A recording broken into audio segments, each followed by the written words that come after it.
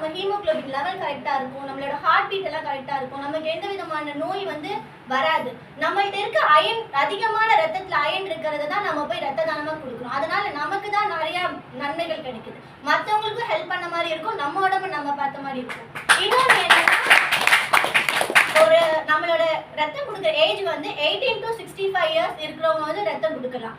இன்னொன்று பிரெக்னென்ட் லேடிஸோ இல்லை பீரியட்ஸ் டைமில் இருக்கவங்க இல்லை ரொம்ப டிசீஸால் பாதிக்கப்பட்டவங்க வந்து அது கொடுக்கக்கூடாது. மற்றபடி நம்ம நார்மலாக இருக்கிற எல்லாருமே வந்து 3 மாதத்துக்கு ஒருக்கா ரத்தம் கொடுக்கலாம். ஒரு ஆணாக இருந்தால் 4 வாட்டி கொடுக்கலாம், பெண்ணாக இருந்தால் 3 வாட்டி கொடுக்கலாம் ஒரு வருஷத்தில். இது கொடுக்கறனால நம்ம மற்றவங்களையும் காப்பாற்றிக்க முடியும். இப்போ யாருனே தெரியாத ஒருத்தவங்களுக்காக நம்ம ரத்தம் கொடுக்கும் போது ஒரு ஜாதி மதம் இன்னும் எதுவுமே தெரியாது, ஆனால் அவங்கள நம்ம உடம்புல இருக்க ரத்தம் அவங்கள போய் வந்து சேருதுங்க.